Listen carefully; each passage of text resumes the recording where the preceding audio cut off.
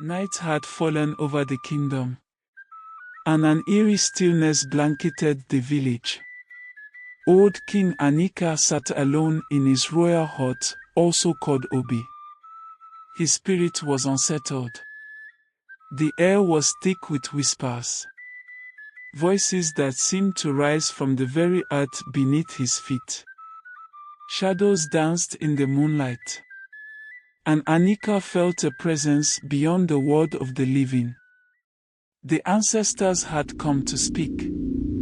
An elder spirit, cloaked in the ancient garb of the Igbo culture, appeared in the mist. His eyes deep with wisdom. His voice was a mixture of strength and sorrow. Anika, king of Umuchi. The blood of kings flows in you and you are blessed with long life. I came bearing message from the gods.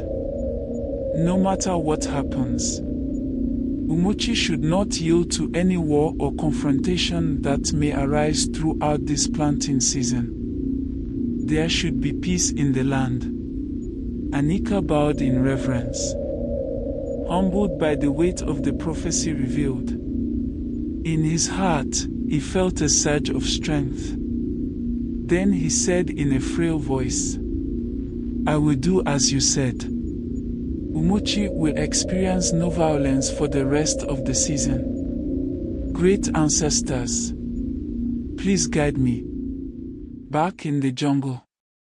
The sun dipped below the trees one evening, painting the sky in hues of amber and purple. Obiora faced his first true test. A pack of leopards, hungry and bold. They prowled near the gorillas' nesting grounds. Their eyes gleamed with hunger as they circled, waiting for the perfect moment to attack. Obiora's heart pounded with both fear and determination.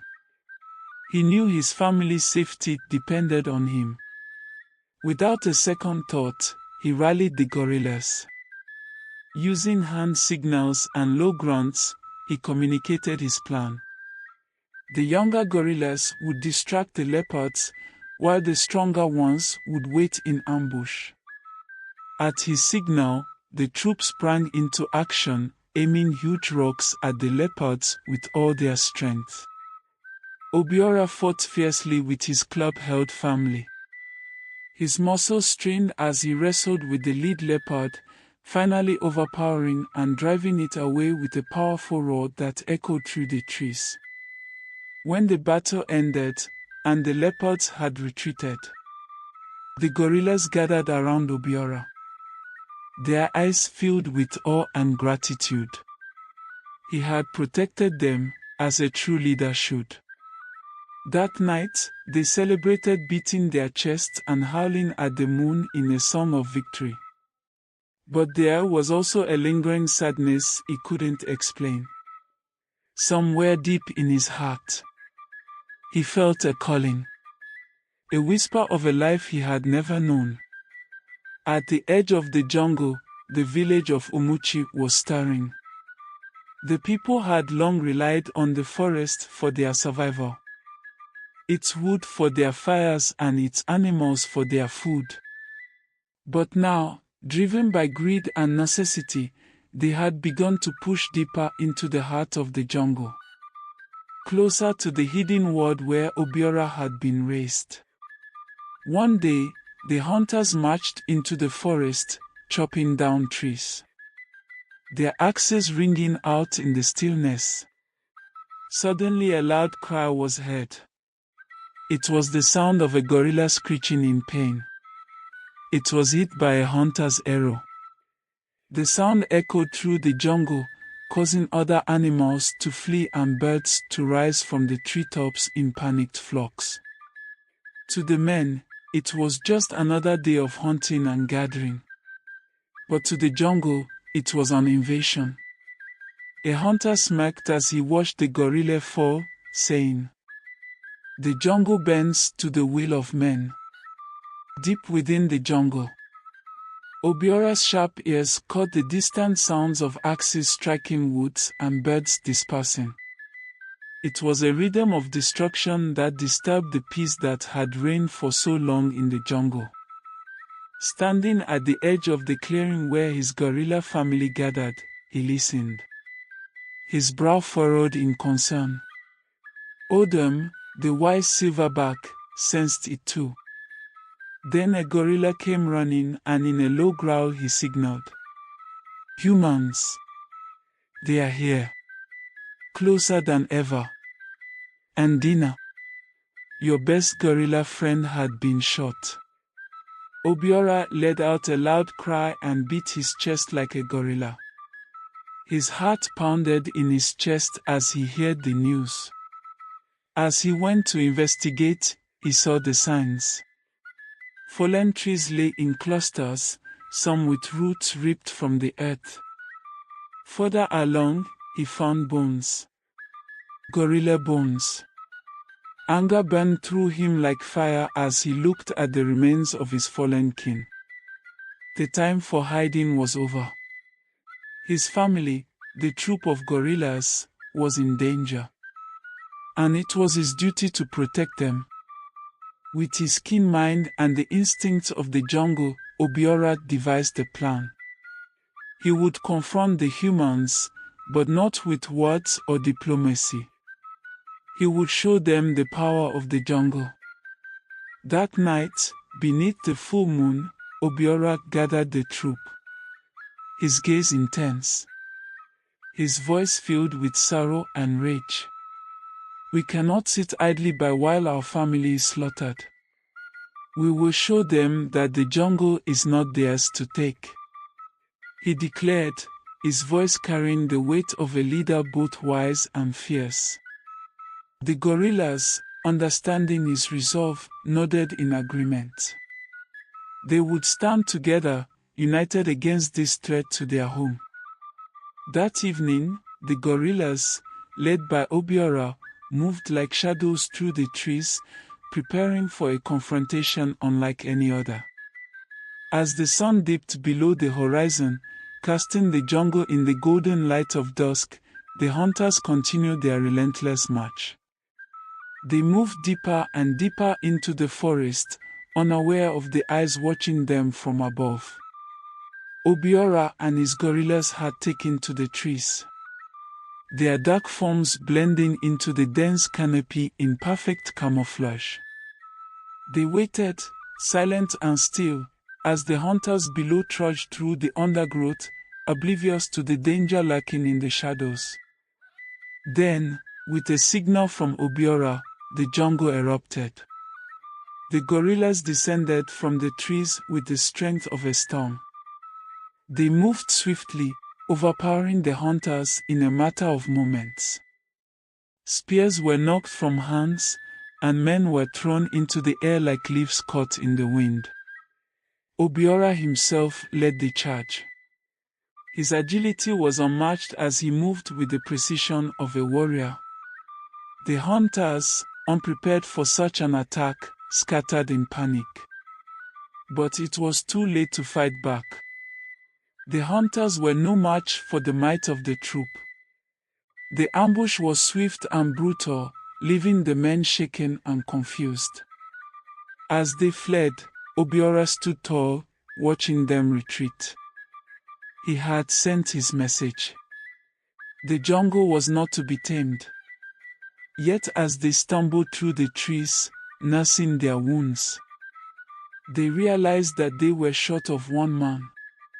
Olu, the oldest of them, was fatally stricken by one of the gorillas. "This battle is just beginning," said one of them as they swore revenge.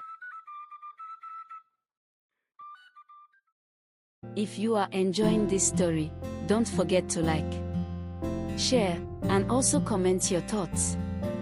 Also subscribe to our channel for more interesting and captivating stories from across Africa, so that you won't miss any of our weekly uploads. Thanks for watching. Back to the story.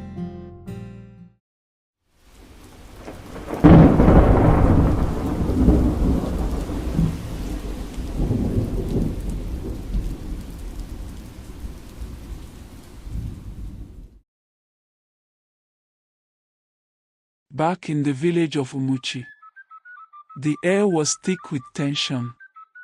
The hunters had returned. Their numbers reduced. Their spirits broken.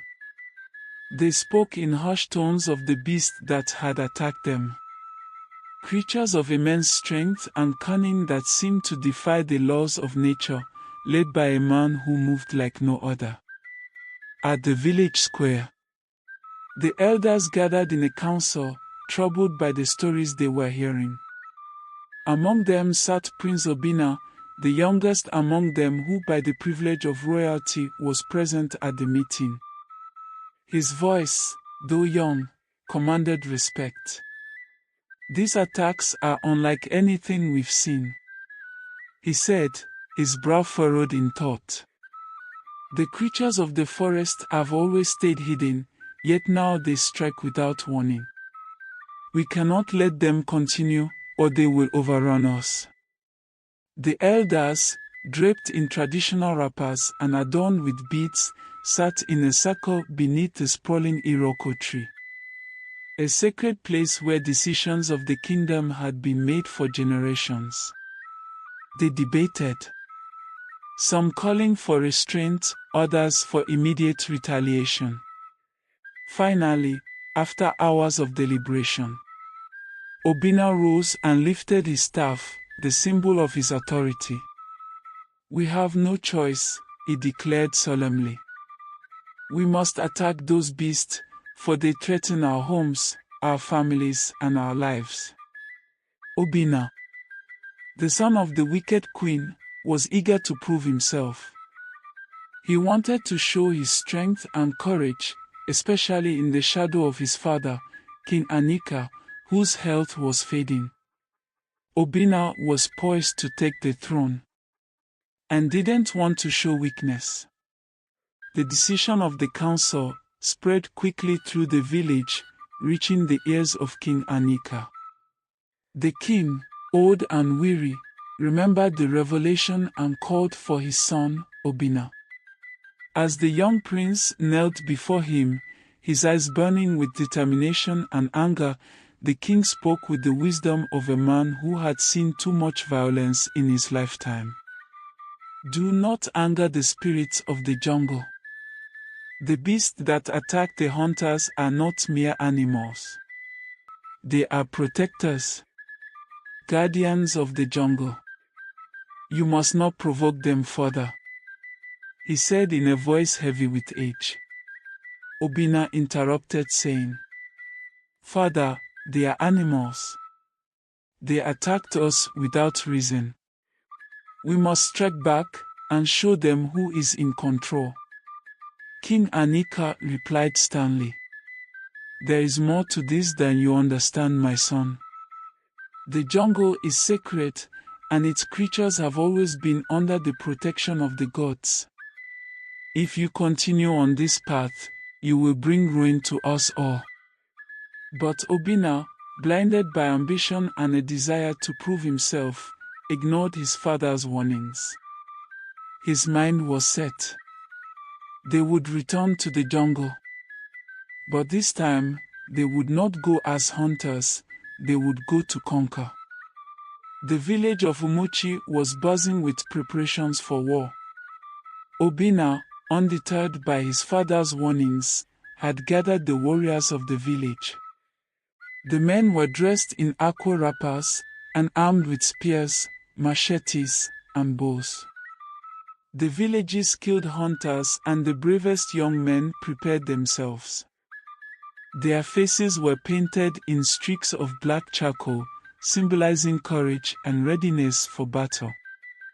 Drums beat through the night, a rhythmic call to arms that echoed over the hills and reached the ears of every villager, stirring both fear and a fierce resolve.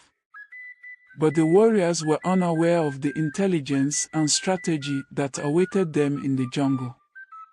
For in the depths of the forest, Obiora, knowing the hunters would come back, had prepared his own battle plans. His life with the gorillas had sharpened his instincts and given him a profound understanding of both his surroundings and the art of survival. He positioned the gorillas along paths hidden by thick underbrush, creating lines of defense and ambush points that the villagers would never expect. The air grew heavy with tension as Obina's army marched into the jungle. Each step seemed to echo louder than the last. The jungle vibrated as the army approached. Leading his men, Obina wore a woven animal skin, symbolizing his intent to conquer the jungle's wild inhabitants.